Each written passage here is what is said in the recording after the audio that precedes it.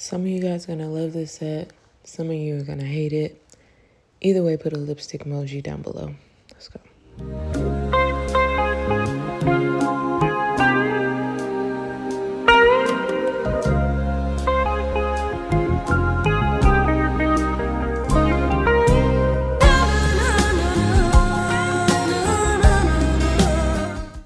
Hello everyone, welcome back to my channel. So today's video is going to be over this beautiful, unique, kind of simple lipstick shaped set. And this set is done with basically all Light Elegance, besides the crystals, of course. So I want to thank Light Elegance for this video and, helping me to push content to you guys that you love and I know you enjoy. And so let's get into it. So this is my client's nails, how she came in. This was a one-time client. And I can't remember. I think she did nails. I don't know if she did them herself or she goes other places. Either way, here we are. Just bare nails. They're honestly not in so bad condition. And I'm using the Cutie Patootie bit from Light Elegance. And I like this bit twofold for two reasons. Because one, it pushes back the eponychium and kind of exfoliates it because there's the diamond burrs on like the top of the bit, like the flat part.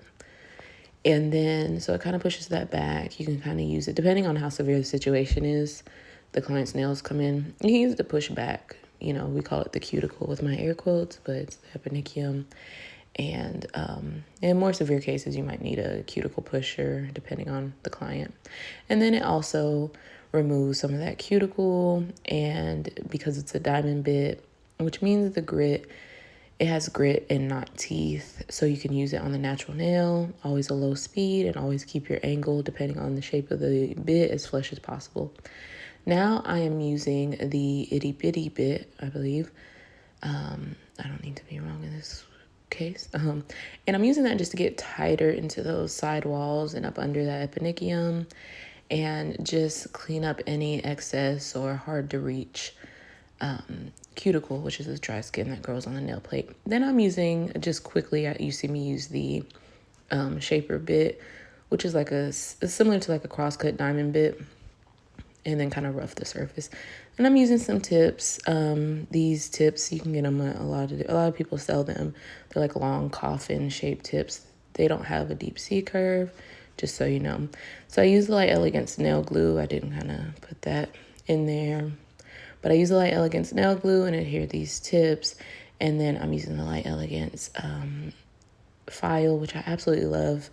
And I'm going in and I'm making that tip flush with the natural nail. And I am buffing the surface of the tip as well, just to ensure we have good adhesion through and through. This is a one-time client. I want her to be able to efficiently wear her nails and get as much wear and make them as durable and, to the highest quality possible. Not that I don't with all my clients, of course, but, she's not coming back in, 2, 3, 4 weeks.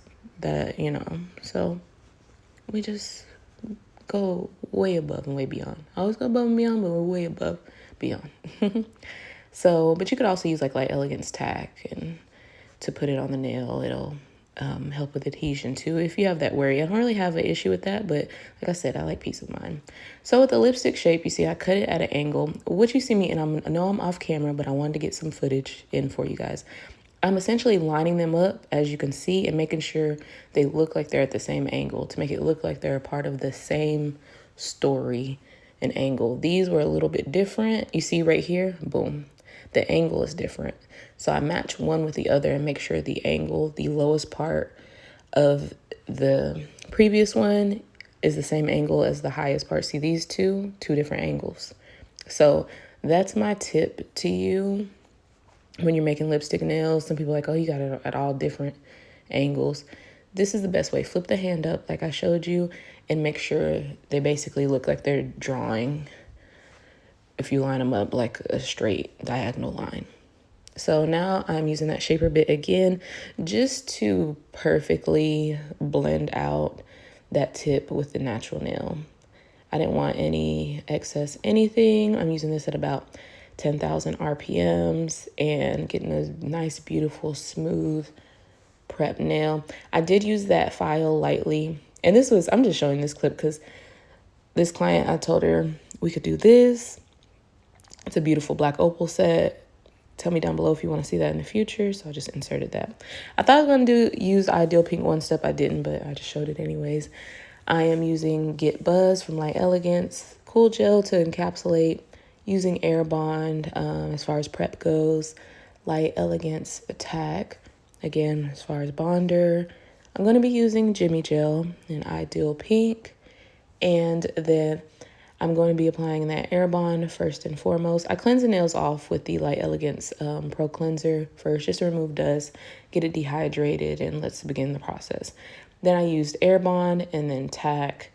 I didn't have clips of me at applying those,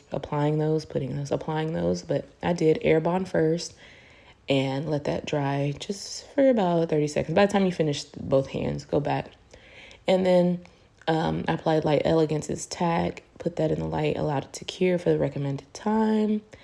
And then now I'm applying Jimmy Gel. And I'm mostly applying, as you can see, through a natural nail and kind of blending it onto that tip. The reason I'm doing this, and you guys, if you've been around for a second, heard me say this before, and I'm using Ideal Pink Builder. I thought I was going to use One Step, go into Builder. The gel polish brush from Light Elegance, I'm using that for application. Back to the Jimmy Gel. As I was mentioning, I like to apply it, especially, you guys heard me say, in these unsure times, especially this is a one-time client. She has knowledge of nails, of course, but the Builder Gel, the Light Elegance Ideal Pink on its own is not able to be soaked off. You have to file it down all the way. So I put the Jimmy Gel in there. So if you can manage, even if you're not a person with any knowledge of nails, it's going to take you some time. But if you clip these nails and take a regular hand file you get from Sally's or something, and you put on a good movie, a good series, and you hand file them as low as possible, and then you soak them, you're going to get that Jimmy Gel is going to be able to be soaked a little bit, and it's going to just make an easier removal process. Will it be the easiest? No. But if you have to do it yourself, I definitely recommend having the Jimmy Gel first for your clients or yourself, either way. But yeah, so I cured the Jimmy Gel. You see I'm using Ideal Pink Builder, and I applied a little slip layer, and then I'm taking some bigger beads of the product and I'm building up the nail, and then I'm going to be fading it, kind of ombreing it down towards the tip. With this set, it was very thought out, and again, it seems simple. It was something I came up with because I wanted to do lipstick nails, and I posted on Instagram. I want somebody to do longer lipstick shape nails. These are lipstick shape also. They're like a coffin lipstick shape, because you can do them like more square where they come straight out on the side than end in that angle. But these actually taper in and then still end at that lipstick angle. So I am getting this nail together. As you can see, I'm kind of figuring out the best way. Usually, like, the first nail is like the first pancake, You're trying to figure out, especially, like I said, I haven't done this before, and it seems simple. You guys see me do 1,000,000,000 ombres. But as I was mentioning, I wanted to emphasize the angle, the lipstick aspect of this. It's very important to me to not just do like a regular, with my air quotes, a regular set. I wanted to play into the fact that these were lipstick shaped. I also did another set. I didn't record a video for it, but follow me on Instagram, tabithascott_nails, and you'll see a previous lipstick shape I did in like all fall colors. And that really played off the angle of the lipstick shape as well. So definitely check that out. Anyways, that's neither here nor there. What it is there, and there's Instagram. So follow me. So as you can see, I'm getting that nail bed together.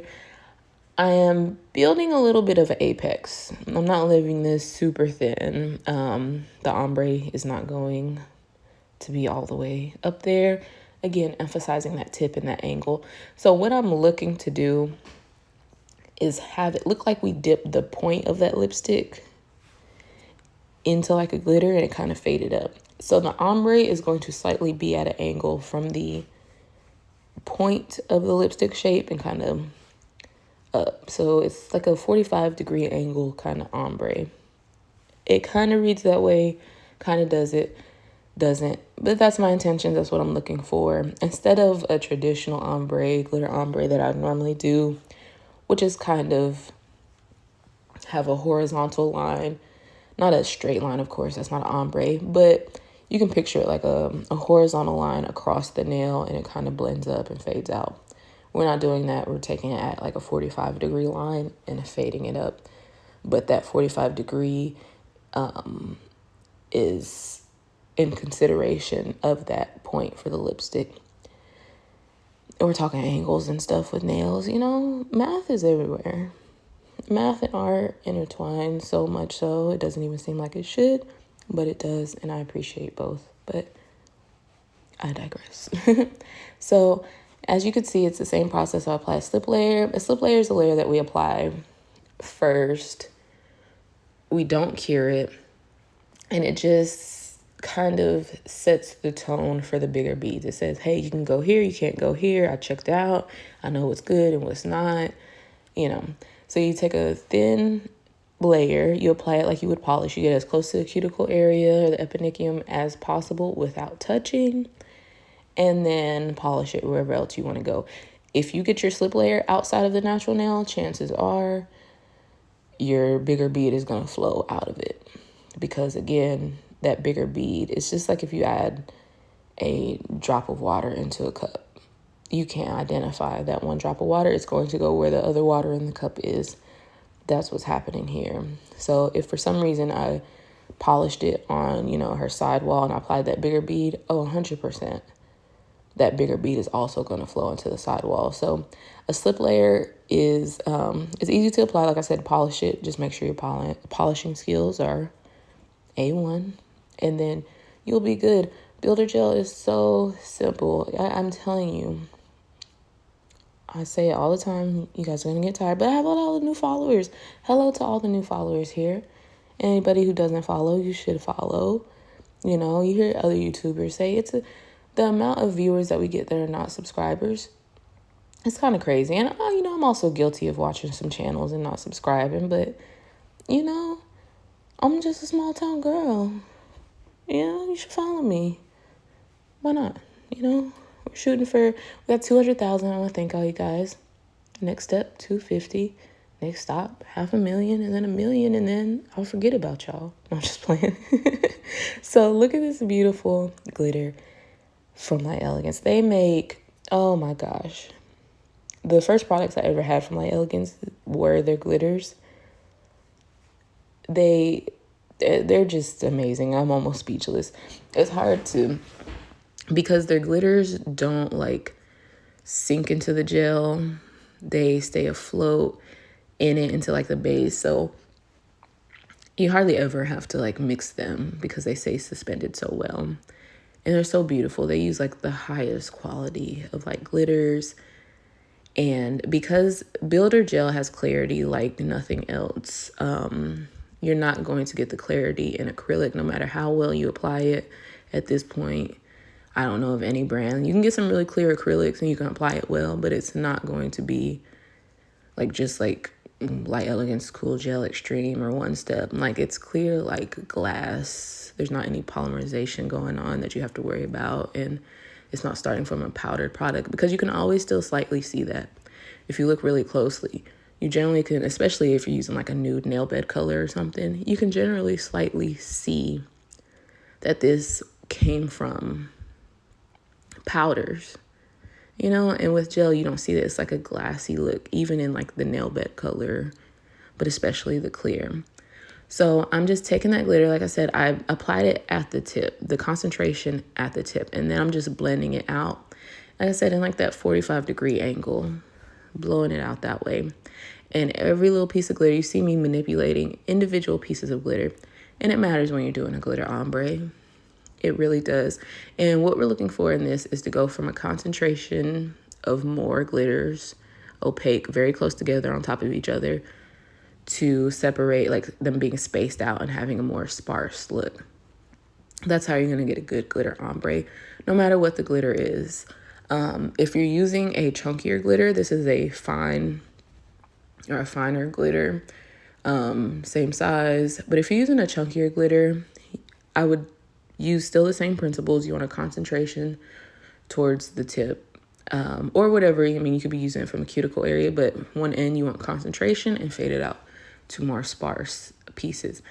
Simultaneously, like I said, if you have different sizes, you could go from like keeping the chunkier pieces towards where you have your concentration, and as you fade out, use the medium and smaller pieces and also make them sparse. It'll give you a really beautiful look. So having no rhyme or reason with an ombre to a certain degree is what we're looking for, and that'll give you a good look. So I decided last minute to go with titanium. It's also a holographic glitter gel, again from like Elegance, and I'm just applying that right on the very tip.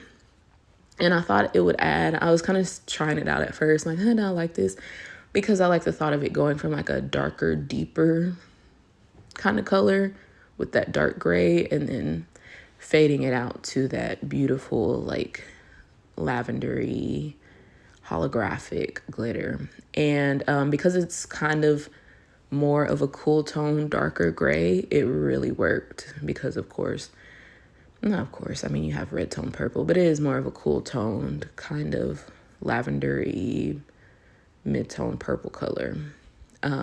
So I really like the addition of this, just having that, and it kind of enhances the look of that point to have that depth and darkness at the point. So you can see how it looks, and I really like it. That was a great last minute audible that I called in the situation, and I think it looks good. So now we're going to encapsulate the nail in clear, and especially focusing on, I built a nice little apex with the Ideal Pink, but I like to use like color gels and glitter gels just artistically, just enough to get whatever look I'm going for.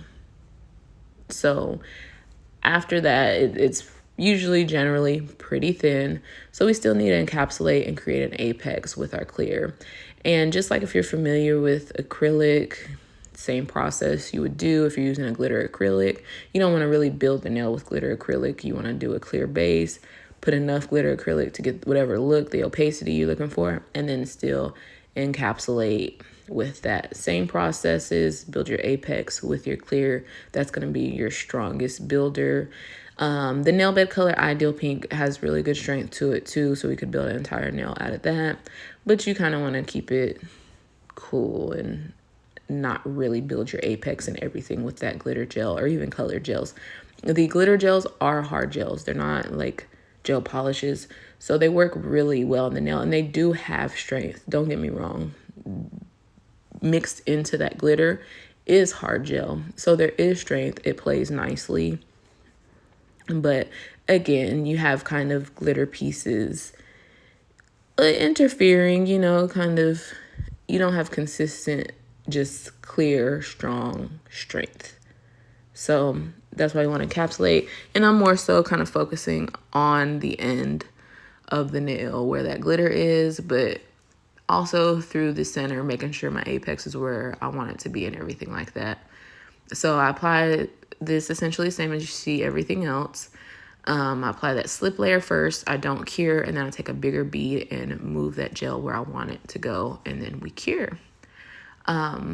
And so now I'm shaping, and this isn't the best footage. I know it's kind of off screen. It's the best I got.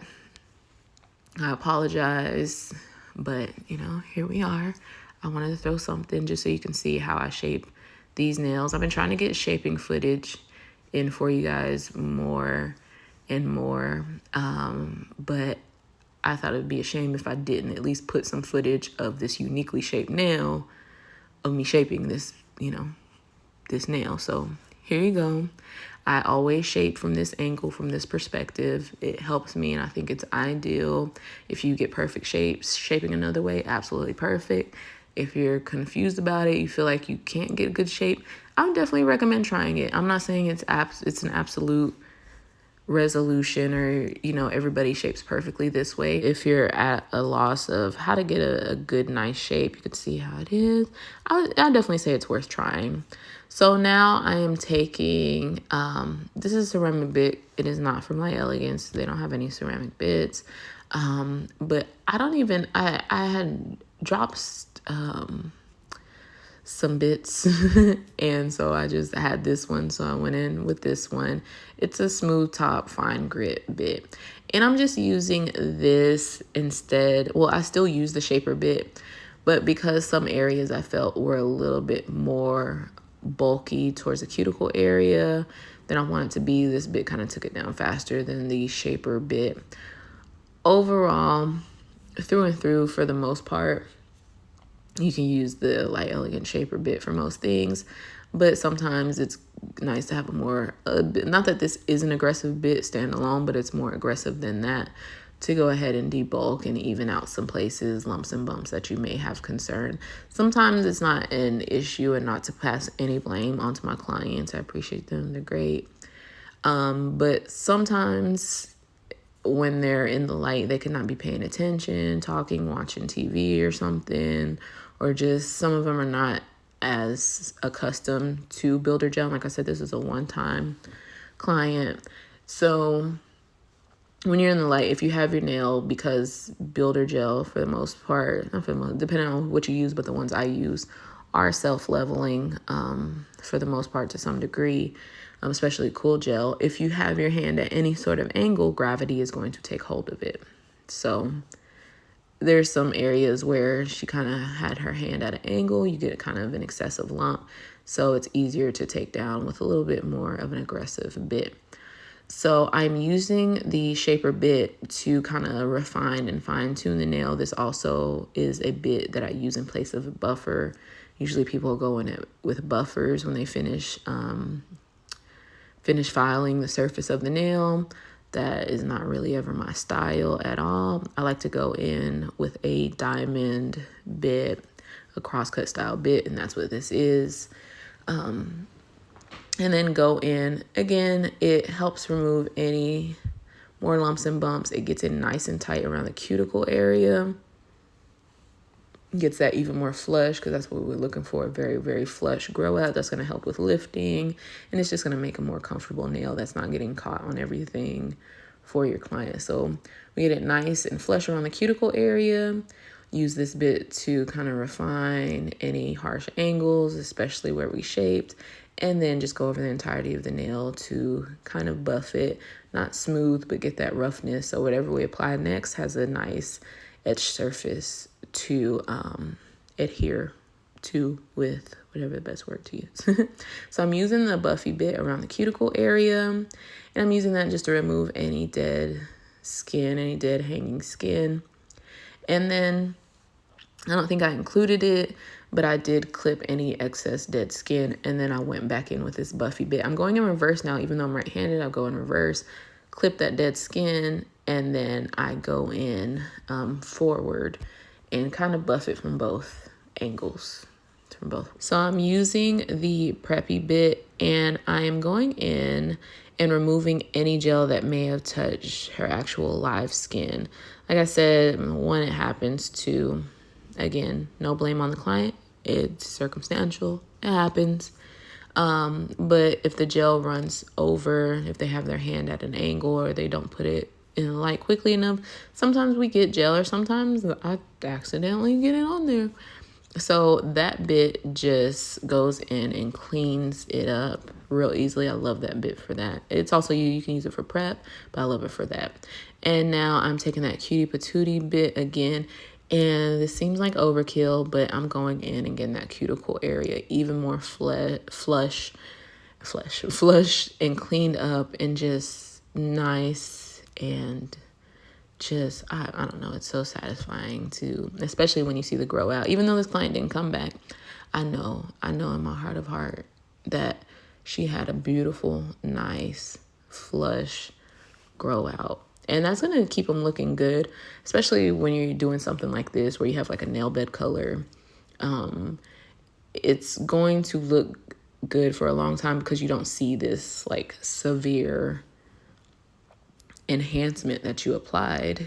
It kind of blends in because it's so flush, going from natural nail to nail bed color into whatever design that you did. And so it's just for multiple reasons. We want to get that nice and flush, get it clean so we don't have lifting and we have good wear. So now I'm using a brush and the Light Elegance's Pro Cleanser to clean up the nails. I'm using the primary white gel paint, the stripy brush from the Selena Ride-In collection. You can see the brush. Mine, I said wrong. It's at a little angle, but it still works. We're still good. And then I'm using a daughter tool. It's just a daughter tool you can get from like Amazon or something like that. And then you see I apply a dot of that, the LE gel paint. And then it's not a huge dot, but you want to have enough product on there because I only really like wet the brush with the white. I'm not using the white on the brush per se to draw the lines. I'm using that white dot that I put because there's a little bit excess. I'm just pulling that out, and that creates a beautiful and easy starburst type look that you don't have to really round out the 4 little points, because it kind of, in the best way, kind of bleeds out and creates that rounded angle from the center into the little arms of the starburst. Is that how you would call this? A starburst? A lens flare? You can do like longer arms and like pull out little shorter ones at like the angles, like a northeast, because I'm pulling out, let's say, north, south, east, west. You can pull out shorter little arms in like the northeast, southeast, southwest, northwest angles. And that's a whole little look as well. That's not what we did. So I decided I only wanted to play up into the angle of a lipstick nail. That's the whole theme here, is doing that. So I'm kind of doing a concentration of glitter, starburst. We do add some few crystals on the nail, and it's all concentrated towards the highest or the pointiest point there ever was on the nail, and kind of fading up. It's all ombre artwork, and it's all based on this lipstick shape. So I'm doing different sizes of the starburst, but I'm having like 2 feature nails on each hand, which you'll kind of notice. And for this one, you see how I'm rounding out, boom, right there, those angles, because I didn't have as much product and this was a bigger little circle. I'm having to do that, but I don't have to do that with the smaller ones, just because I had to I didn't have a daughter tool as big as the circle is. So I had to spread the product that I had and kind of even it out, so I didn't have as much to make those rounded angles. But that's what I'm speaking to when I was saying you don't have to round out, like what I'm doing right here. So, but again, it happens. If I had a bigger daughter tool, wouldn't be an issue, but just so you see. So I'm wiping I kind of had a little trail of white, so I wiped that off. And I'm flash curing these in between because I don't want to touch them. Once I get them right, I was going to say perfect. They're not perfect, but once I get them right, I'll go ahead and flash cure and move on to the next one just so I don't mess it up. So this is a very, very simple design that's really cute. Like, I've done these starbursts a few times in different uses, and I always like them no matter what. And so those are like the 2 feature nails. They have more little starburst on them. For the rest of the nails, I go in and do this design, which is essentially like a starburst right at the very tip of that point, which again, for some reason, I'm infatuated with emphasizing for this lipstick shape. So I just put a partial one at that tip. And you see it kind of emphasizes the angle, the first 2 lines I drew. And I was going to leave it like that, but I'm like, you know what? I'm going to complete the look and do it like that. So I'm using the Crystal Ninja Super Tight glue to adhere the crystals. And I'm using Crystal Ninja. Is that what it's called? Katana? I haven't said it in a long time. I'm just applying little dots of this product. I'm going to go in and apply Swarovski Crystals. And we weren't going to do this at first, but she kind of wanted crystals. And she was like unsure if they'll last. And I was going to do it on like all of them. So in those two like feature nails, I decided to go ahead and just add just a little bit of crystals. And so those other nails, you can see that pointer in the background. The rest of the nails are just have that kind of starburst at the end of the nail, emphasizing the angle again. So I'm applying these kind of haphazardly, and you can see I kind of get indecisive on where I want things to go because I feel like those crystals were too close with each other, so I needed to move them. And then I allow that glue to go ahead and dry. And then we go ahead, you'll see, we'll go ahead and seal around them. Oh, after this, we go ahead and apply some just white dots to kind of further emphasize just the like glue. I don't know what this is. It kind of looks like you're emphasizing like the glitter, like the starburst. It kind of reads to me like lens flares when the light hits the glitter. And it just looks like, I don't know, it's kind of good. I mean, I know we're just a couple days until Halloween, but it feels kind of magical and whimsical in a way. So depending on what you are for Halloween, if you want to do some quick little press-ons before you go to the party on Saturday, you know, this might be a good idea depending on your outfit. So I'm just using that dotter tool and I'm applying dots and I'm trying to get them like different sizes and kind of make them smaller again. Boom, right there, just barely touch it. And so I'm just kind of mixing that in just to make them look real magical, real ethereal, just like that. And I was editing this and I'm like, God, I hate where you put that dot, Tabitha. I hate that. I wanted to put one like above that top crystal. Tabitha in the past is irritating me with this dot placement. But it's okay. And you guys, I've always used the same little dotting tool. You've seen the same dotting tool for years, and it's got me through. And then one day I realized, I'm like, oh shoot, I have more dotting tools. So like some weeks after this, I've remembered that I had like different sizes. So I actually have smaller ones to make like better, smaller dots because I'm trying to barely touch it to make smaller dots.